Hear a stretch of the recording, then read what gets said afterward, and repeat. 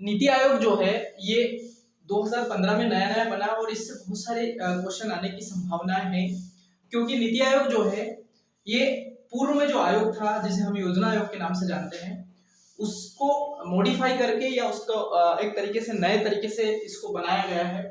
तो निश्चित रूप से जो सभी आयोग है उसमें तो हमको उसकी संरचना है, उसमें वो क्या वर्क करता है, सारी चीजें, लेकिन नीति आयोग एक ऐसा आयोग है जो इसके पूर्व में योजना आयोग के नाम से जाना जाता था और उसके बाद क्या इसमें परिवर्तन हुआ है। निश्चित रूप से कुछ फैक्ट आप लोगों को पहले से पता है, इसकी स्थापना कब हुई, इसका अध्यक्ष कौन होता है, लेकिन इसके मुख्य उद्देश्य क्या है, इसकी रणनीति किस प्रकार की है।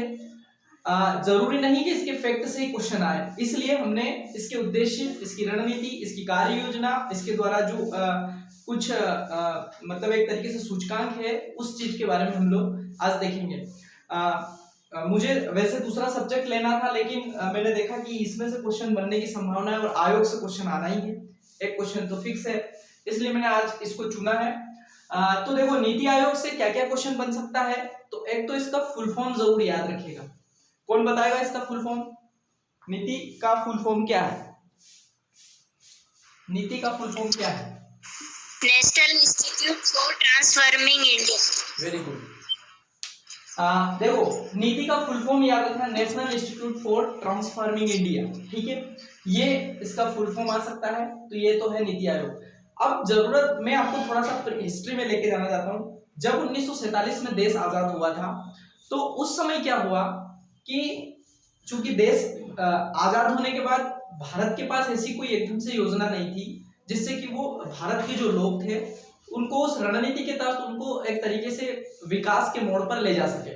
इसलिए भारत ने सबसे पहले एक योजना थी जिसे हम सर्वोदय योजना के नाम से जानते थे, ठीक है। जयप्रकाश नारायण साहब इस योजना को लेकर आए थे। वो योजना कुछ इस तरीके की योजना थी, ये 1950 की बात है, लेकिन उस योजना के बाद वो योजना इतनी सफल नहीं हो पाई क्योंकि उस समय हमारे देश में गरीबी थी, शिक्षा का स्तर नहीं था, इसलिए वो योजना इतनी सफल नहीं हो पाई। फिर 1950 में एक आयोग बनाया गया 15 मार्च 1950 को, जिसे हम योजना आयोग के नाम से जानते हैं, ठीक है। तो ये थोड़ा सा याद रखिएगा, 15 मार्च 1950 को योजना आयोग की का गठन किया गया था और इसमें जो रणनीति थी वो रणनीति थी कि दिल्ली में इसकी योजना बनती थी और फिर ये ग्रामीण क्षेत्र तक क्रिएट होता था, मतलब उसका क्रियान्वयन कैसे होता था, दिल्ली से चलकर गांव की ओर। तो हम इसको एक शब्द में बोलेंगे तो टॉप टू बॉटम इसकी रणनीति चलती थी, मतलब ऊपर से लेकर नीचे तक। तो ये सब चीजें क्या होता था कि आप किसी गांव की रणनीति बना रहे हो और वो कहाँ बना रहे हो, दिल्ली के एक बंद कमरे में। तो एक्चुअली जो समस्या है वो उन लोगों को इतना पता नहीं रहती, इसलिए 2015 में ये सोचा गया कि हम क्यों ना इसे बॉटम टू टॉप बनाया जाए, अर्थात योजना जो है वो गांव स्तर से बने, उसकी क्या समस्या है उस स्तर से लेकर दिल्ली में जाकर फिर उस पर रिव्यू और वहां से फिर वो योजना लागू हो। तो इसका कॉन्सेप्ट रखा गया बॉटम टू टॉप। तो ये एक बहुत अच्छी पहल थी। तो 15 मार्च 1950 को जो योजना आयोग बना था उसने एक योजना लेकर आया था जिसे हम योजना आयोग के साथ साथ हम बोलते हैं पंचवर्षीय योजना। निश्चित रूप से ये पंचवर्षीय योजना जो है सफल भी हुई और लगभग 12 पंचवर्षीय योजना तक उसमें कार्य भी होता रहा। आपने पंचवर्षीय योजना इकोनॉमिक्स में पढ़ी होगी। पंचवर्षीय योजना, प्रथम पंचवर्षीय योजना क्या थी, द्वितीय क्या थी, किसमें गरीबी हटाओ का नारा दिया गया था, ये सभी इस योजना आयोग के द्वारा किया गया। तो जो पंचवर्षीय योजनाएं थी वो सफल भी हुई, उसमें काम भी किया गया। उसमें ऐसा था कि उसका नाम ही पंचवर्षीय, अर्थात 5 वर्ष की योजना का टारगेट लेकर देश में विकासात्मक काम किए जाते थे। तो अच्छी योजना थी वो भी, उसमें लगभग 12 योजनाएं पूरी भी हुई, 12वीं योजना के बाद ये आया था, ठीक है। तो प्रथम पंचवर्षीय योजना, इसका एक अलग से टॉपिक है, उन योजनाओं में जरूर बात करना रहती है, उसमें से भी इकोनॉमिक्स का क्वेश्चन आता है, हालांकि वो शामिल नहीं है उसमें अभी, लेकिन फिर भी हमको पढ़ना चाहिए जो कि हमारी एग्जाम की दृष्टि से भी उपयोगी है। तो अब हम वापस से इस पे आते हैं नीति आयोग में कि जो योजना आयोग था 2015 में हमारे प्रधानमंत्री जी ने जो लाल जो लाल किला है वहां से उन्होंने घोषणा की थी कि हम जो योजना आयोग है उसको नीति आयोग के रूप में परिवर्तित कर रहे हैं। और वो नीति आयोग 15 अगस्त 2014 को उन्होंने वहां पर घोषणा की थी और उसे एक स्थापना का रूप दिया गया 1 जनवरी 2015 को। तो क्वेश्चन यहां से ये आ सकता है कि नीति आयोग की स्थापना कब हुई। तो 1 जनवरी 2015 को नीति आयोग की स्थापना हुई और इस नीति आयोग ने योजना आयोग की जगह ली थी। क्वेश्चन दूसरा यहां से ये बन सकता है कि नीति आयोग मतलब किसकी जगह पर आया है, तो ये योजना आयोग की जगह पर आया है। तो पहला क्वेश्चन यहां से याद रखना, इसकी स्थापना 1 जनवरी 2015 को। दूसरा याद रखना कि जो नीति आयोग है ना, ये ना तो वैधानिक संस्था है, अर्थात विधि के द्वारा इसे नहीं बनाया गया, अर्थात जो विधायिका है उसके द्वारा इसे नहीं बनाया गया। ठीक है, एक तो याद रखना, मतलब ना तो ये वैधानिक है अर्थात ये गैर वैधानिक है। दूसरा याद रखना है कि ये गैर संवैधानिक है, अर्थात संविधान में भी इसका वर्णन नहीं है, याद रखिएगा। तो क्वेश्चन यहां से आ सकता है कि नीति आयोग गैर संवैधानिक है, गैर वैधानिक है, उपरोक्त तो दोनों या उपरोक्त दोनों नहीं। तो कुल मिला के याद रखिए ये गैर वैधानिक है और गैर संवैधानिक है। ना तो ये विधि के द्वारा बनाया गया अर्थात विधायिका के द्वारा बनाया गया और ना ही संविधान में इसका वर्णन है। तो 2-3 फैक्ट ये याद रखना, ये भी आ सकता है। फिर दूसरा याद रखना, ये कार्यकारी निकाय है अर्थात काम करने वाली संस्था है। ठीक है, कार्यकारी निकाय।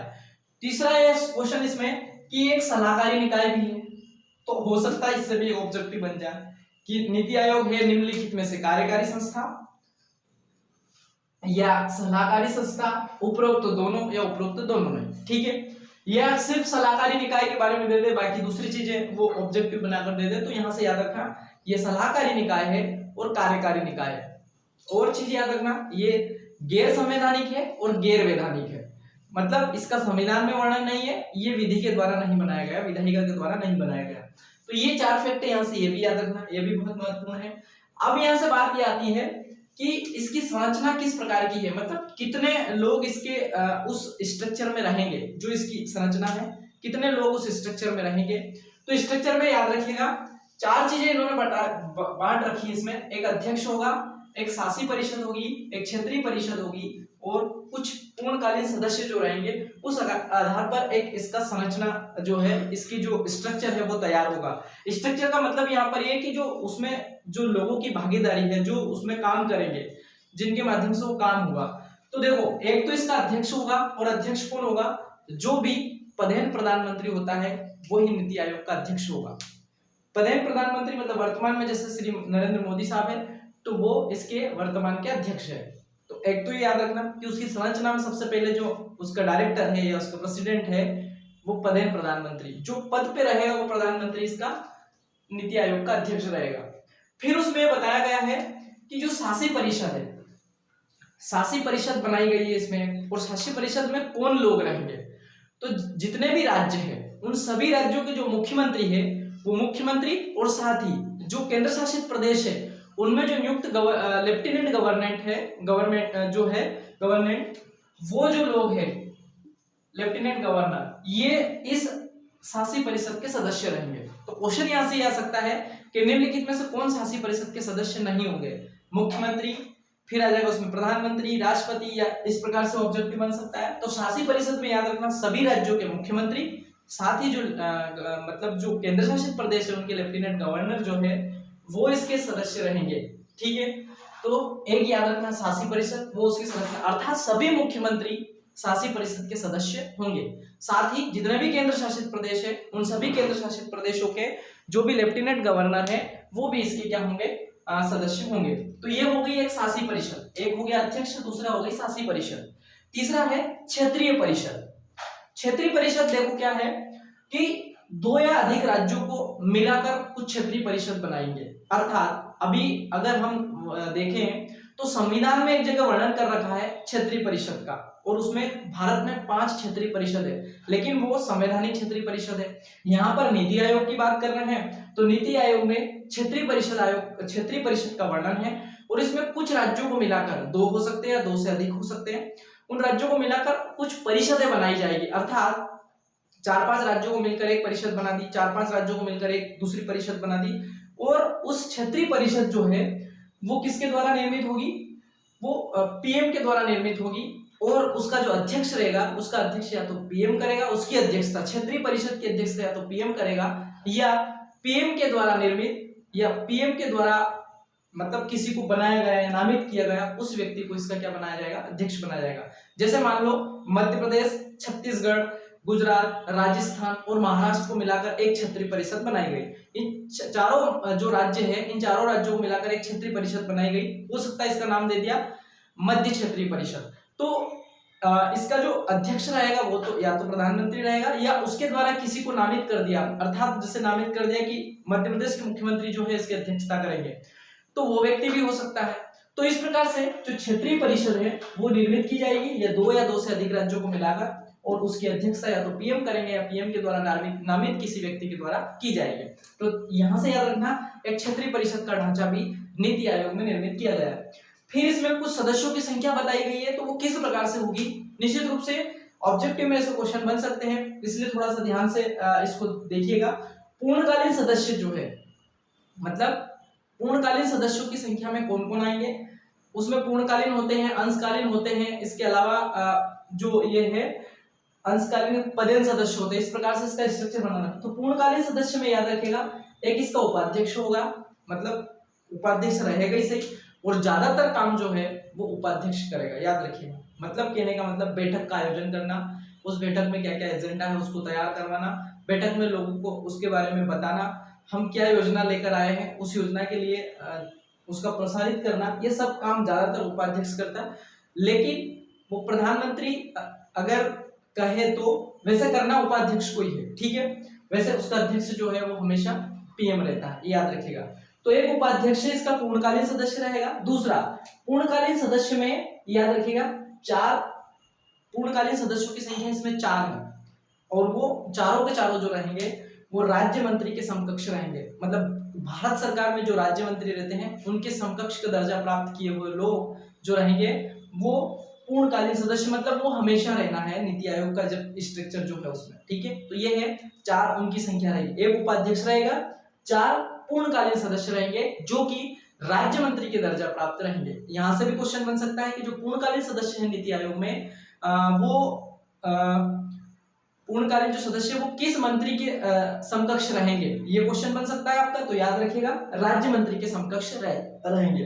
फिर इसमें पदेन सदस्य, तो पदेन सदस्य जो है उनकी संख्या भी 4 है। पदेन सदस्यों की संख्या कितनी है, 4 है। वो चारों के चारों जो रहेंगे वो प्रधानमंत्री के द्वारा नामित रहेंगे और प्रधानमंत्री जो है प्रधानमंत्री के द्वारा नामित रहेंगे और प्रधानमंत्री की जो कैबिनेट है उसमें वो शामिल रहेंगे, ठीक है। मतलब प्रधानमंत्री की कैबिनेट के सदस्य जो रहेंगे वो पदेन सदस्य उनकी संख्या 4 रहेगी और उन चारों को नामित प्रधानमंत्री के द्वारा किया जाएगा और वो कैबिनेट स्तर के मंत्री रहेंगे। तो दूसरा क्वेश्चन यहाँ से ये बन सकता है कि पदेन सदस्य जो रहेगा वो किस मंत्री के समकक्ष रहेंगे, तो वो कैबिनेट मंत्री के समकक्ष रहेंगे। जबकि पूर्णकालीन सदस्य रहेंगे वो किसके समकक्ष रहेंगे, तो वो राज्य मंत्री के समकक्ष रहेंगे। तो एक उपाध्यक्ष हो गया, 4 पूर्णकालीन सदस्य हो गए और 4 पदेन सदस्य हो गए, एक अध्यक्ष नहीं सही। तो टोटल इनकी संख्या अभी तक 10 हो गई। फिर है अंशकालीन सदस्य। अंशकालीन सदस्य मतलब नीति आयोग के इसमें 2 सदस्य और रहेंगे जिसे हम अंशकालीन सदस्य के नाम से जानेंगे। तो ये अंशकालीन सदस्य भी याद रखिएगा, ये भी इसमें रहेंगे अंशकालीन सदस्य जिसकी संख्या 2 है। एक फैक्ट यहाँ से ये याद रखना, अंशकालीन सदस्य इसमें कितने रहेंगे, 2। साथ ही इसमें ये बोला गया है कि विशेष आमंत्रित सदस्य, जिसे हम विशिष्ट आमंत्रित सदस्यों की संख्या में कहते हैं, वो भी प्रधानमंत्री। और विशिष्ट आमंत्रित वो हो सकता है, मान लो कि डॉक्टर की योजना लेकर आए तो किसी डॉक्टर को इनवाइट किया। अगर हम लोग कृषि से संबंधित उसके स्ट्रक्चर पे बात करें तो कृषि संबंधित किसी से विशेषज्ञ को बुला लिया।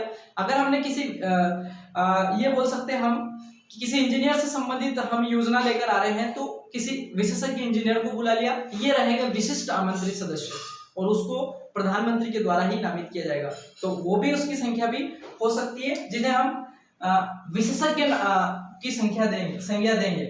तो देखो, एक अध्यक्ष हुआ, एक उपाध्यक्ष हुआ 2, 4 पूर्णकालीन सदस्य हुए 6, पदेन सदस्य हो गए 4, 10, अंशकालीन सदस्य हो गए 2 और एक विशेष आमंत्रित सदस्य जो हो गए वो एक तरीके से 10 और 2 12 और 13 सदस्य इसमें लगभग हो सकते हैं, किसमें, नीति आयोग के स्ट्रक्चर में।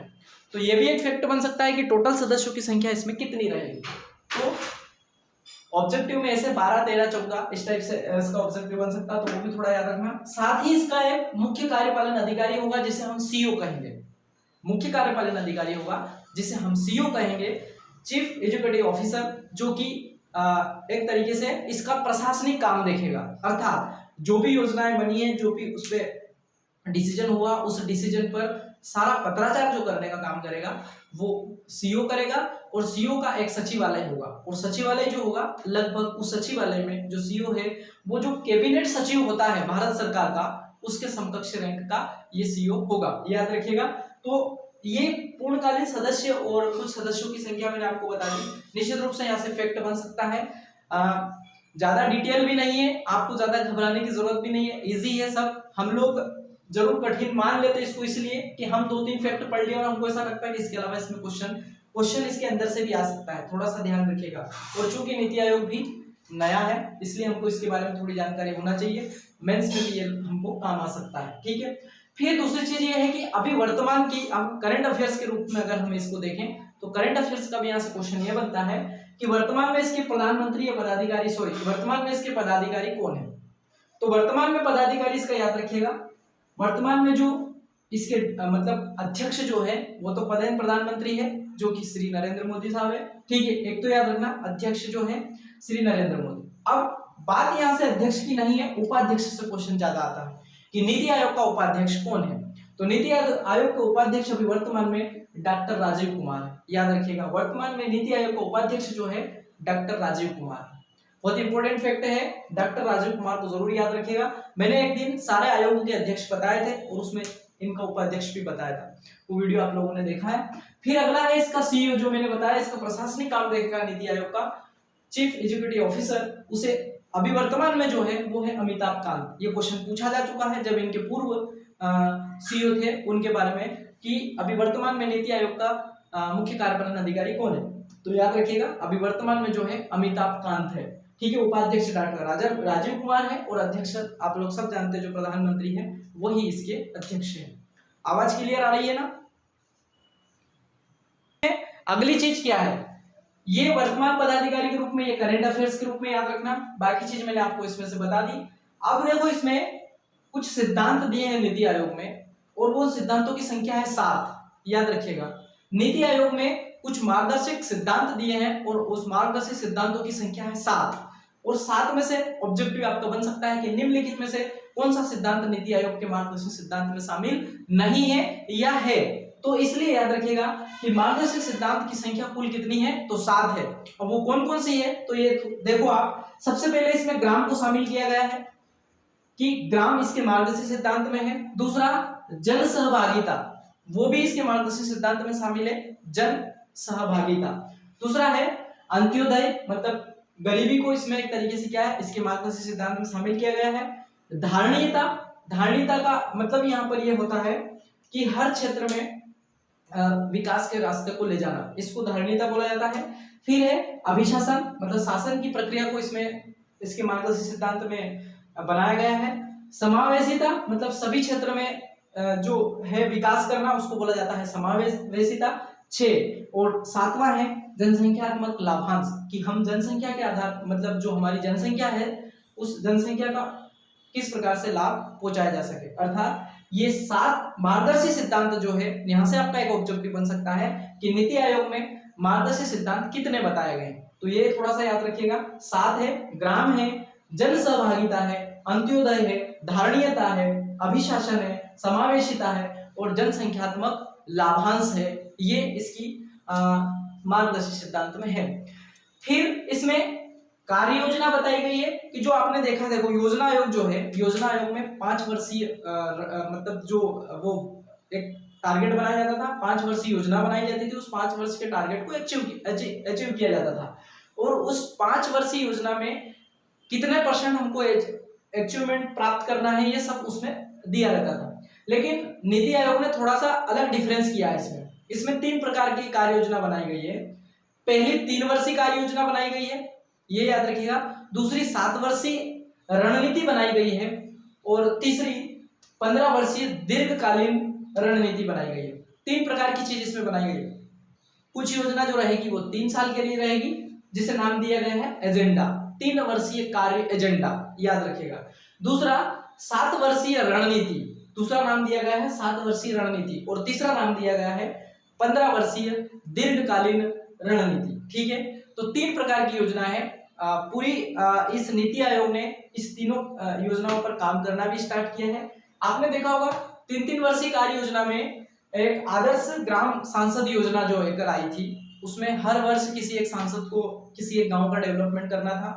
3 वर्ष में उनको 6 गांवों का कितने गांवों का डेवलप करना था। इस प्रकार से जो योजना आई थी वो एक तरीके से इसका पार्ट हम मान सकते हैं। तो 3 वर्षीय कार्य योजना एजेंडा जो है वो एजेंडा है 3-3 वर्ष में क्या करना, विकासात्मक कार्य के एजेंडा को पार करना। 7 वर्षीय भी बनाई गई थी जो कि कुछ बड़े वर्ग थे, जिससे आधार पर हम उस योजनाओं को लागू कर सके या उन योजनाओं को हम क्रियान्वित कर सके। और फिर 15 वर्षीय दीर्घकालीन रणनीति थी जो कि 15-15 वर्ष के टारगेट के रूप में उसे ये और भी बड़े प्रोजेक्ट थे। तो इस प्रकार से इसको कार्य योजना के रूप में बांटा है। यहाँ से आपका ऑब्जेक्टिव बन सकता है कि नीति आयोग की कार्य योजना में किस प्रकार से उन्होंने डिवाइडेशन कर रखा है, 3 वर्षीय, 7 वर्षीय और 15 वर्षीय। आंसर उसका फोर्थ आ जाएगा उपरोक्त सभी, तो इसका आंसर रहेगा सभी। या फिर रह सकता है कि 3 वर्षीय कार्य मतलब 3 वर्षीय जो योजना है उसको क्या कहा जाता है, तो एजेंडा कहा जाता है। 7 वर्षीय उसको क्या कहा जाता है, तो उसे रणनीति कहा जाता है। और 15 वर्षीय जो उसे क्या कहा जाता है, तो दीर्घकालीन रणनीति कहा जाता है। ठीक है, यहाँ तक किसी को कोई समस्या है, हम आगे बढ़ सकते हैं। Yes sir. देखो अब इसमें एक चीज याद रखना, इसमें बताया गया उद्देश्य, नीति आयोग के उद्देश्य क्या है, नीति आयोग के उद्देश्य क्या है, इससे भी क्वेश्चन बन सकता है कि निम्नलिखित में से क्या उद्देश्य इसका है। तो एक तो चीज याद रखना कि नीति आयोग जो है वो NITI Aayog bottom to top पर वर्क करेगा, अर्थात जिस गांव की जो आवश्यकता है उस आवश्यकता के आधार पर नीति आयोग क्या करेगा, अपनी योजना लॉन्च करेगा। मान लो कि किसी गांव में अलग चीज की आवश्यकता है, किसी गांव में अलग चीज की आवश्यकता। इसके साथ अगर हम इसको देखें कि हर राज्य की आवश्यकता के अनुसार उसका जो प्राकृतिक संसाधन है उसको देखते हुए केंद्र सरकार इस योजना पर काम करेगी। पहले क्या होता था, सभी राज्यों पर योजना आयोग जो था वो सभी राज्यों पर एक जैसी नीति थोप देता था, जबकि इस नीति आयोग में क्या ये कहा गया है और ये शामिल किया गया है कि अलग अलग राज्यों की अलग अलग आवश्यकताएं। जैसे हम दक्षिण भारत के राज्यों में जाएं तो वहां की आवश्यकताएं कुछ अलग है, वहां की आवश्यकताएं, जैसे कोई पहाड़ी एरिया वाला राज्य है तो उसकी आवश्यकताएं कुछ अलग है, रेगिस्तान वाला राज्य है तो उसकी आवश्यकताएं कुछ अलग है, जैसे मध्य प्रदेश है तो उसकी आवश्यकताएं कुछ अलग है, अगर हम छत्तीसगढ़ जाएं तो उसकी आवश्यकताएं कुछ अलग है। तो इस आधार पर यह कहा गया नीति आयोग में कि इसकी योजना राज्य तैयार करेगा और केंद्र उसे लागू करेगा, जबकि पहले यह था केंद्र में सभी राज्यों को एक जैसी चीजें थोप दी जाती थी। तो इस चीज को चेंज किया गया, इसीलिए कहा जाता है कि बॉटम टू टॉप ये वर्क करेगा, जो कि एक बहुत अच्छी पहल है। फिर दूसरा याद रखिएगा कि नीति आयोग के जो उद्देश्य उसमें क्या क्या उद्देश्य शामिल किए गए। तो पहला तो इसमें याद रखना कि नीति आयोग जो है यह सहकारी संघवाद को बढ़ावा देता है। सहकारी संघवाद को बढ़ावा देने के लिए क्या होता है सहकारी संघवाद, कौन बताएगा? सहकारी संघवाद क्या होता है? वो होता है कि जो संघ है वो सब राज्यों को साथ लेकर वर्क करे, इसे बोला जाता है सहकारी संघवाद। और भारत जो है वो एक सहकारी संघवाद का बहुत बड़ा एग्जाम्पल है, क्योंकि भारत की संस्कृति अलग अलग राज्यों में अलग है, भारत की भाषा अलग अलग राज्यों में अलग है, भारत के सभी राज्यों में अलग अलग आवश्यकता है।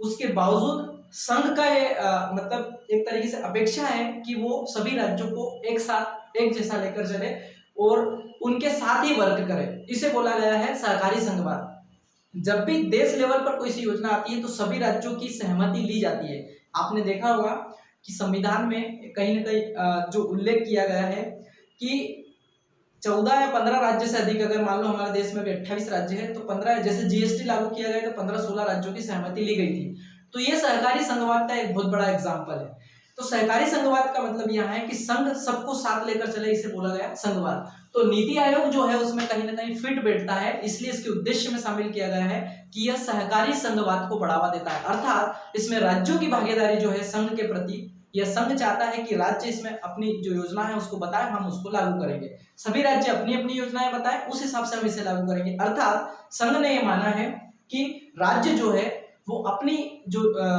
अपनी जो आवश्यकता है उन आवश्यकता के अनुसार वो योजना बताए और संघ उसे लागू करेगा। तो ये सहकारी संघवाद को बढ़ावा देने के लिए उसके उद्देश्य में इसको शामिल किया गया है। तो पहला फैक्ट यहाँ से याद रखना कि यह सहकारी संघवाद को बढ़ावा देने के लिए नीति आयोग लाया गया। दूसरा यह है कि दूसरा उद्देश्य है कि अगर राज्य मजबूत होंगे तो उसमें दूसरी लाइन ये बोली गई कि मजबूत राज्यों से देश का निर्माण कर सकते हैं। तो देखो यहाँ से भी नीति आयोग जो क्या करेगा कि राज्यों ने अपनी अपनी आवश्यकता अनुसार रणनीति बताई कि हमको ये काम की जरूरत है हमारे राज्य में। तो अगर राज्य डेवलप होंगे तो भारत अपने आप क्या होगा, डेवलप होगा। तो दूसरा इसमें जो फैक्ट बताया गया वो ये बताया गया है कि मजबूत राज्य से एक विकसित देश या विकास देश का क्या होगा, विकास होगा। तो दूसरा उद्देश्य इसमें यह है कि राज्यों की मजबूती से देश का विकास होगा। दूसरा उद्देश्य इसमें यह शामिल किया गया। तीसरा उद्देश्य किया गया है कि जो ग्रामीण स्तर का जो तंत्र है, ग्रामीण स्तर की जो योजना है उसको इस तंत्र में शामिल किया गया है। यह जो तंत्र है मतलब ये नीति आयोग जो है ये ग्रामीण स्तर हेतु या ग्रामीण स्तर का विकास करने के लिए इस उद्देश्य में इसको कहा गया है कि हमको गांवों का क्या करना है, विकास करना है। तो राज्यों का तो विकास होना ही है, लेकिन राज्य के भी नीचे अगर हम देखें तो गांव स्तर पर इसका विकास हो सके, गांव स्तर का विकास हो सके, इसी तंत्र को भी इस नीति आयोग में क्या किया गया है, शामिल किया गया है। तो तीसरा उद्देश्य यहाँ से याद रखना कि ग्रामीण स्तर की जो योजना है उसको भी इस तंत्र में शामिल किया गया। फिर एक मैंने आपको बताया था कि बॉटम टू टॉप, इसका एक और उद्देश्य है कि ये वर्क कैसे करेगा नीति आयोग, तो वो करेगा बॉटम टू टॉप, अर्थात गांव से बनी हुई योजना दिल्ली तक जाएंगी और वहां से जो उस गांव की मुख्य आवश्यकता है उसके आधार पर उस गांव के लिए योजना बनकर आएगी। इसलिए इसको कहा गया बॉटम टू टॉप, जबकि इसके पहले जो योजना आयोग था वो टॉप टू बॉटम वर्क करता था। तो एक उद्देश्य इसमें यह शामिल है। फिर इसमें यह है, एक उद्देश्य इसमें यह भी बताया गया कि जो गांव में जो एक तरीके से पिछड़े हुए वर्ग जो है वो वर्ग जो है उनका विकास इसके तहत हो सकेगा। अर्थात हम ये कह सकते हैं कि हर राज्यों में अलग अलग प्रकार के अलग अलग लोगों का निवास है। उसके साथ ही अगर हम गांव में देखें तो उसमें भी अलग अलग मतलब जनसंख्या जो अलग अलग वर्गों के रूप में निवास करती है। तो उसमें क्या है, समाज में जो पिछड़ा हुआ वर्ग है, जो पिछड़ गया हो अपने विकास में, अपने मुख्य धारा में आने में, उसका विकास इससे संभव हो सकेगा। इसलिए हो सकेगा क्योंकि योजना आयोग ऐसा बोलता है कि जो जिस गांव की आवश्यकता है उस आवश्यकता के अनुसार वर्क करेंगे। मान लो किसी गांव में डेवलप गांव है, उस डेवलप गांव में अलग टाइप की आवश्यकता है, वहां पर उसको एक स्मार्ट गांव बनाने की आवश्यकता है, लेकिन कई गांव ऐसे जो पिछड़ गए तो उसमें शुरुआत से काम करने की जरूरत है।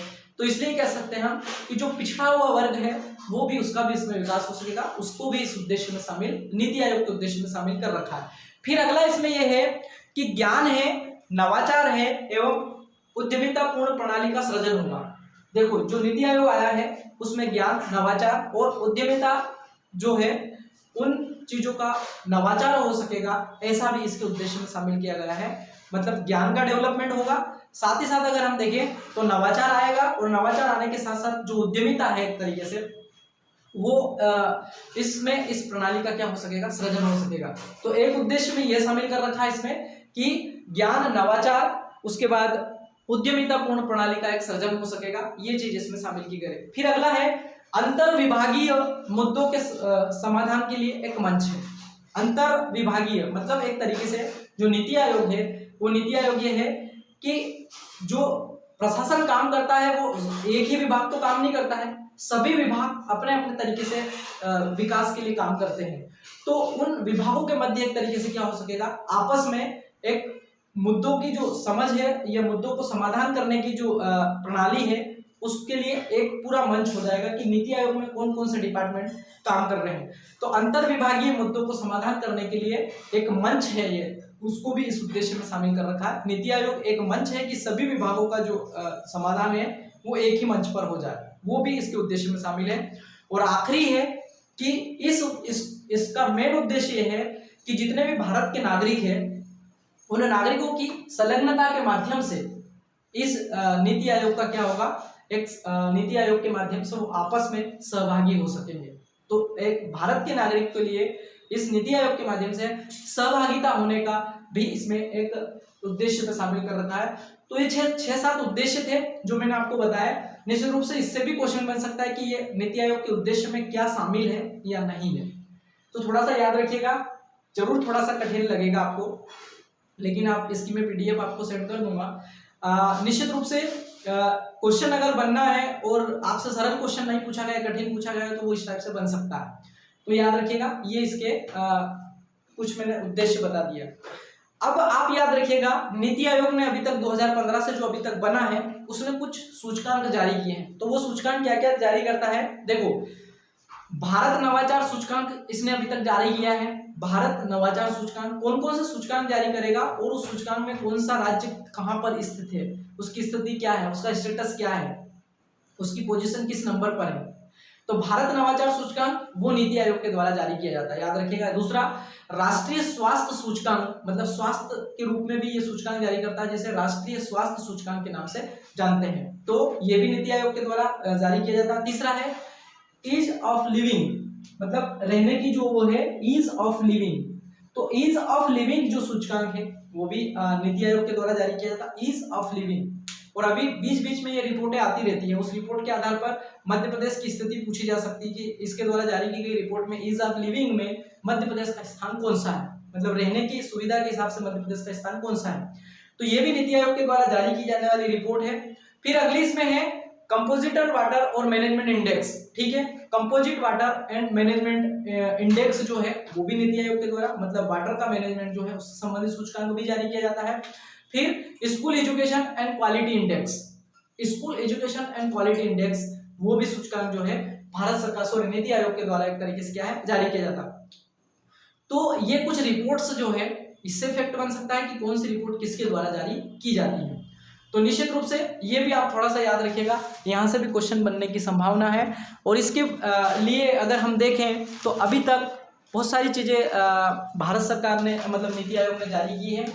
तो आप अगर रिपोर्ट पढ़ने जाएंगे तो आपको लग जाएगा कि नीति आयोग के द्वारा जारी रिपोर्ट में मध्य प्रदेश का स्थान ये है, कि भारत में इन राज्य के स्थान ये है, टॉप पर कौन है, सबसे निचले स्तर पर कौन है, ये सारी चीजें इसमें आपको पढ़ने को मिलेगी। वो एक रिपोर्ट का अलग चार्ट होगा, उसमें अगर होगा तो निश्चित रूप से हम देखने की कोशिश करेंगे कि इन जो जितनी भी सूचकांक जारी किए गए नीति आयोग के द्वारा, इसमें कौन सी पोजीशन पर मध्य प्रदेश है और कौन टॉप पर है और कौन सबसे नीचे है। ये सब राज्य के रूप में जारी होगी ये, तो इसको भी हम कभी देखेंगे। निश्चित रूप से आज के टॉपिक में अगर किसी का कोई क्वेश्चन हो, मुख्य कार्यकारी अधिकारी क्या मतलब बताना है, ऐसा क्या पूछना? संख्या सर, मुख्य कार्यकारी एक ही होगा, मुख्य कार्यकारी अधिकारी या हम कह सकते हैं मुख्य कार्यपालन अधिकारी है वो एक ही होगा, जो कि प्रशासनिक अधिकारी है। मुख्य कार्यकारी अधिकारी आप पूछ रहे हैं, कार्यपालन अधिकारी है वो, ना कि कार्यकारी। मुख्य कार्यपालन अधिकारी सीईओ है ना, चीफ एजुकेटिव ऑफिसर, जो कि इन सारी लिखा पढ़ी को करता है या पत्राचार करता है, उसको सीईओ बोला जाता है। तो कार्यकारी अधिकारी ना होकर वो कार्यपालन अधिकारी है, ये याद रखिएगा, सीईओ, ठीक है। और अभी वर्तमान में कौन है, नाम पूछा जा सकता है, इसलिए याद रखना, अमिताभ कांत। और बोले